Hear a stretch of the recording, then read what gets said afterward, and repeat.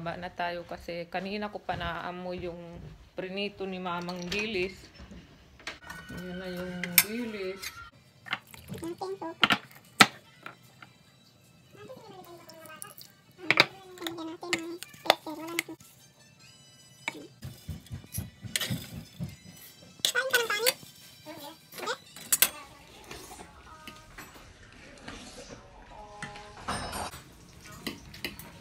Lagyan ko ng ganitong book ni Malera.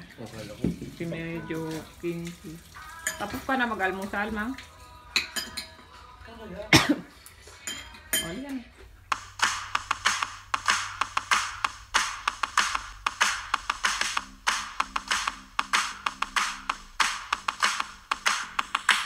Ayan na, oh. Shiny na yung hair doon ni Mother. Kaya lang, tignan mo, Glenn.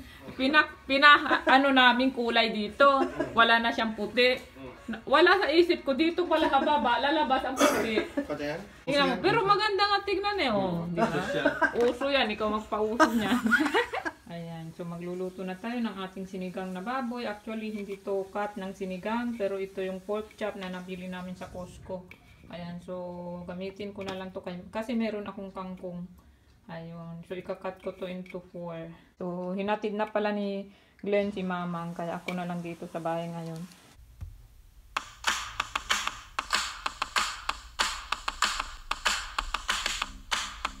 Ayan, may tubig yan. And then patutuyuin lang natin yung karne dyan sa tubig. Then mamaya pag natuyo na, lumabas na yung oil, igigisa na natin. So, medyo makapal pala itong nabiling pork chop ni Glenn. Ihahatiin ko na lang. Ayan, oh. Hinati ko na sila. Then, imamarinate ko. Actually, hindi talaga ako marunong magluto noon. Ngayon na lang yan. Dahil naturuan. Kasi, nung bata naman kami, yung nasa Zamboanga pa, ang lagi lang naman naming ulam ay sabaw na malunggay, na may isda, or di kaya sabaw na alukbate, na may isda. Ganyan lang halos palagi ang aming ulam. Tapos yung mga dinuguan, apritada, pang okasyon lang yan eh. Kaya noon akala ko ang hirap-hirap lutuin, di pala. Igigisa mo lang din pala. I-marinate ko lang to. I-text ko lang si Glenn. Pero actually, ang marination ko talaga is toyo, ketchup at sugar. Ganyan. Natutunan ko yan sa aming yung meron kami noon kasambahay, magaling siya magluto. At sa kanya ko natutunan yung marination na gano'n.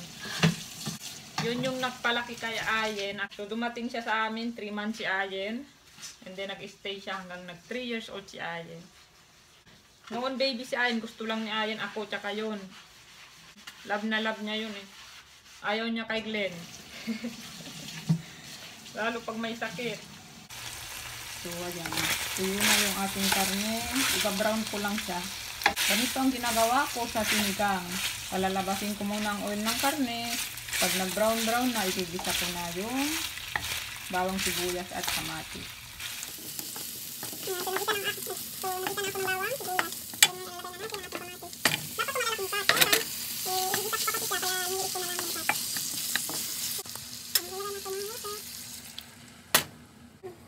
Ano to, Gabi?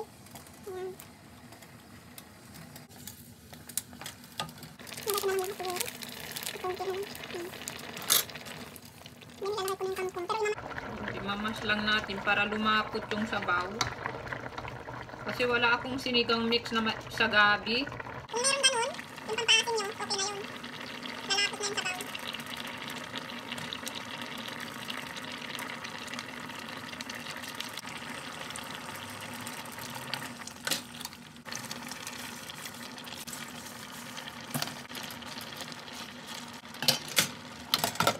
Isasara na natin, dandan na yung ating sinigang na baboy.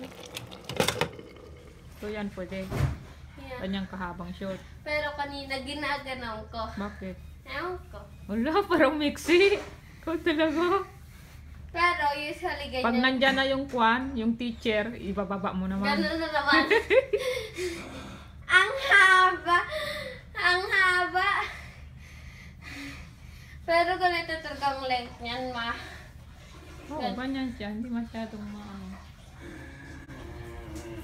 No? Nasa video ka! Dinig na dinig. Pagod ako magluto. Magkuha na kayo dyan. Kain muna bago ka mag-ano dito. Hindi pa ako gutom. Ay, kunwari ka. Kasi gusto lang niya maglaro agad. Ay, ay! Shh! Ay, akin na yung tinapay. Kuya! Bigay mo kasi yung tinapay! Sabi mo kumain siya ng pagkain. Gusto lang niya maglaro agad. Susumbong ko siya kay daddy mo. Hi, Ate Honey of My Angels Vlog. Hi, Ate Shannon and Ate Lindsay Samonte. Thank you for watching. Ayan. And then belated happy birthday, Cheryl Gopez. Birthday niya nung 19. So, medyo late na ako. Pinapabati siya ng kanyang kapatid na si Cel. Hi, si Cel. Hi, si Cheryl. Thank you for always watching. And then, hi din kay Claire Ramos. Hi, Claire. Thank you for watching. Nagpapa-shoutout din si Margaret Tipon Magpok at ang kanyang baby girl na si Ibian. And then lastly, isa-shoutout ko si Eileen Katubig. Hi sis Eileen, thank you for watching at thank you sa lahat ng iyong magagandang comment. Talagang natatouch ako at nakakataba ng puso. Maraming salamat. All the way from Abu Dhabi, UAE. Hi sa inyo dyan! Ayan, papunta na kami sa gym. Medyo malamig. Kaya lang nung sumilip ako, lahat sila naka-t-shirt. Kaya lumabas ako ganito lang. Pero medyo malamig.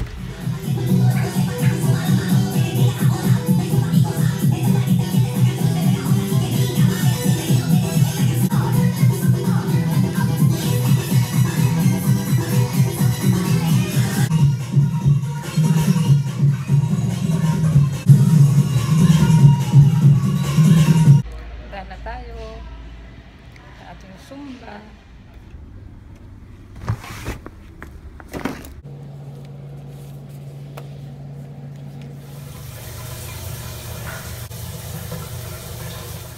Parating namin galing gym. Pagbalik ko, ito pa rin nakita ko. Sabi ko, ba't hindi ka man lang nagugas ng plato? Naglaro daw siya eh. Tagu-taguan, Chinese, ano pa? Tumbang preso. Nito talaga. Naligo ka na? Ha? Ay, sus! Anong oras? Labas ka din naligo. Akyat. Ligo ka na. May hugas na. Sinabi pa naman ng doktor kanina kasi tumawag sa akin. Sinabi pa nila, naliligo ba siya? Hala, kulang ka lang pala sa ligo. Cut natin tong mangga. Gusto mo yan? Yeah!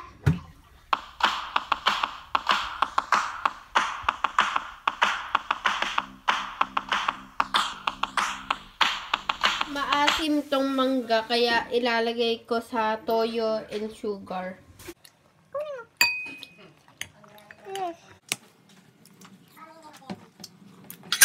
Kayo, ayaw nyo kay Justin. Yeah. Bakit? Wala nang may gusto dyan kay Justin masyado. Ang dami niyang... Hindi, I mean sa school namin. Wala nang parang, woo! Justin! Woo! Justin! Bakit? Kasi, madami na siyang nagawang mali. Anong mali? Nakulong siya 5 times eh. Bakit? Ewan ko, drugs. Ba? Kaya ko ba ayaw mo kay Justin? Ba't alam mo? Ayaw mo kay Justin? Ba't alam mo? Madaming tao nagsasabi eh. So, I know.